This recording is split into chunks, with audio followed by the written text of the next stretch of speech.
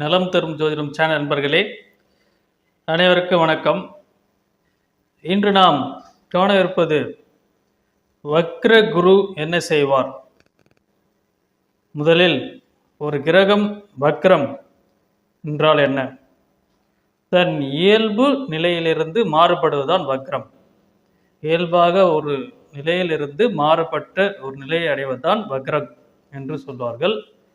இதில் ஜாதகத்தில் சூரியன் இருக்கும் இடத்திலிருந்து ஒரு கிரகமானது 5, 6, 7, 8, 9ஆம் இடத்தில் இருப்பதுதான் வக்ர நிலை என்று சொல்வார்கள்.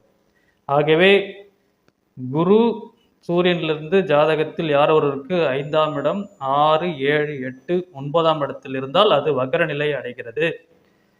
ஆகவே இந்த நிலை வரும்போது தன் இயல்பு நிலையிலிருந்து மாறுபட்டு ரிவர்ஸில் போகும்போது, அதாவது ஒரு கிரகம் சுற்றி வரும்போது அது பாதையிலிருந்து திரும்ப செல்லுவது, ரிவர்ஸில் போவது தான் வக்ர நிலை. இதுதான் சயின்ஸ். ஆகவே ஒரு கிரகம் இயல்பிலிருந்து மாறுபட்ட அதோட நிலையை காண்பது தான் வக்ரம் என்று சொல்றாங்க. பொதுவாக வக்ர குரு நல்லது செய்வாரா இல்லது கெடுபலனை கொடுப்பாரா என்று பார்ப்போம். முதலில் குரு சுபத்துவான ஒரு கிரகம். ஜாதகத்தில் அதிக சுபத்துவம் பெற்ற ஒரு குரு பகவான் தான். ஆகவே தன்னிலை மாற்றி அவர் செயல்படுவது தான் இந்த வக்ர குரு என்று சொல்றது. ஆகவே ஒரு சுபத்துவமான ஒரு கிரகம் வக்ரம் பெறுவது நல்லதுதான். ஏனென்றால் குரு பொதுவாக நன்மை செய்கிற ஒரு கிரகம். ஆகவே அந்த வக்ர நிலை அடையும் போது என்னென்ன பலன்கள் பொதுவாக வக்ர குரு என்ன செய்வார் என்றால், பொதுவாக குரு நன்மை செய்கிற ஒரு தனக்காரகன் என்று சொல்லுவோம். தனத்தை நேர் வழியில் சம்பாதிக்க கொடுக்கிற திறன், அது நேர்மையான ஒரு குரு நல்ல நிலைமையில் உச்சம் பெற்றிருந்தால், அது 2ஆம் அதிபதியாக அமைந்தால் நல்லது, நேர்மையான வழியில் ஒருவருக்கு சம்பாதியம், ஒரு பொருளாதாரத்தை கொடுப்பார், தனத்தை கொடுப்பார். இங்கே பல வழியில் வக்ர பெற்ற குரு பல வழியில் அவரோட தொழிலை பல வழியில் அதை சம்பாதிக்க திறன் அவர் கொடுப்பார். அதில் இவர்களுக்கு அதிகபட்சமான தன வருவை இவருக்கு வருமானத்தை பெருக்குவார். ஆகவே வக்ரகுரு ஏனென்றால் இவர்களுக்கு தன வரவு, ஒருவருக்கு அதிகபட்சமான தன வரவு, எல்லா செய்தொழில், ஒரு தொழிலால் மற்ற தொழில் எல்லா வழியிலும் இவர்களுக்கு பணம் வருவார், அதிகமாக வரும்.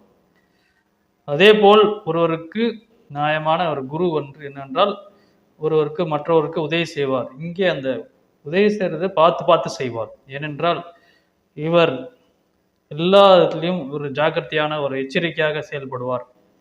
தன் நிலையிலிருந்து மாற்றப்பட்டதுதான். ஏனென்றால் ஒவ்வொரு விஷயத்திலும் யோசித்து உதவி செய்வார்.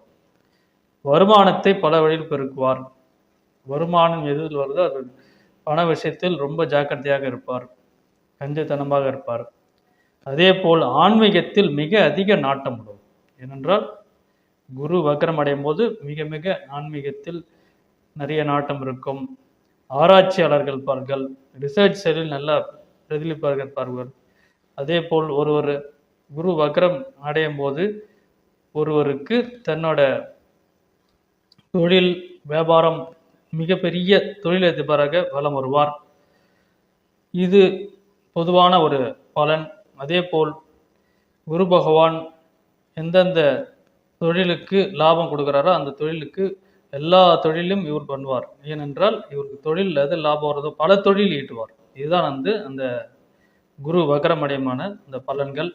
அதே போல் ஒரு கிரகம் குரு பகவான் 5, 7, 9, 5ஆம் இடம், முக்கியமாக 9ஆம் இடம் அதிபதியாக வரும்போது இவர் சற்று நல்பலன்களை கொடுப்பார்.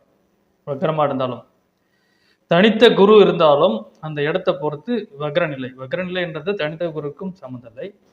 ஏனென்றால் குரு பகவான் எந்த இடத்துக்கு அதிபதி என்று பார்க்க வேண்டும். அதே போல் இவர் நீச்சம் உச்சம் என்று சொல்வார்கள். சாதாரணமாக குரு பகவான் ஆட்சி உச்சம் பெற்றால் நன்கு நல்பலனை கொடுப்பார். இங்கே நீச்சம் பெற்றிருக்கும் போது இவர் இயல்புக்கு மாறாக நீச்சம் பெற்ற நிலையில் இருக்க குரு நல்லது செய்வார். இதுதான் சூட்சமம். ஆகவே நீச்சம் பெற்று இருந்தால் அந்த குரு நல்லதை செய்வார்.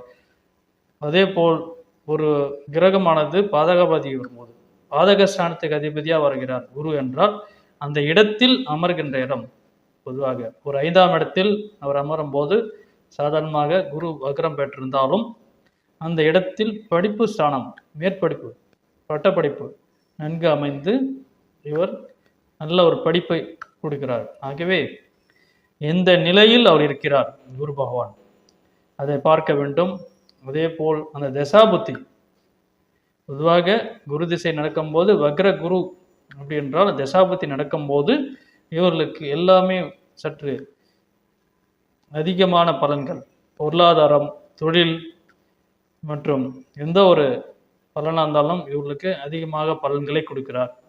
ஆகவே தசாபுத்தி வரும்போது வக்ர குரு இருக்கிற இடம் நீச்சமா அல்லது பாதகபதியா நீச்சமாக இருக்கும்போது அந்த பலன் அதிகமாக கிடைக்கிறது.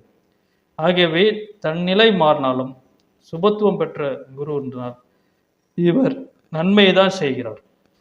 வக்ர குரு நன்மையான பலன்கள் தான் அதிக பலன் கொடுக்கிறார். மிக பொருளாதாரத்தில் மிக உயர்வை கொடுக்கிறார் குரு பகவான்.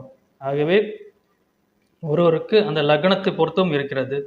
பொதுவாக குருவோட ஒரு சொந்த லக்னமாகி மீன லக்னமாக இருந்தாலும் சரி, தனுசு லக்னமாக இருந்தாலும் சரி, குரு பகவான் இருக்கிற நிலையை பொறுத்து இந்த வக்ர குரு நன்மை தான் செய்கிறார். அதிகபட்சம் நன்மை பலன்களை எதிர்பார்க்கலாம். பொதுவாக இவர் மிக மிக எச்சரிக்கையோடு செயல்பட்டு எது பார்த்தாலும் எச்சரிக்கையோடு யோசித்து பல மடங்கு வெளுத்ததுதான் பாலன் இருப்பாங்க குரு சாதாரணமாக நல்லா உச்சம் இருக்கும்போது. ஆனால் இங்கே அப்படி கிடையாது. எல்லா விதத்திலையும் யோசனை செய்து மற்ற எல்லா செயல்களும் யோசித்தே ஒவ்வொரு மூமெண்ட்டும் இவர் பண்றார். வாழ்க்கையில் மிகப்பெரிய வெற்றியை தான் கொடுக்கிறது. வக்ரகுரு வாழ்க்கையில் வெற்றி தான் கொடுக்கிறது. எல்லா விதத்திலையும் நன்மை தான். நன்றி, வணக்கம்.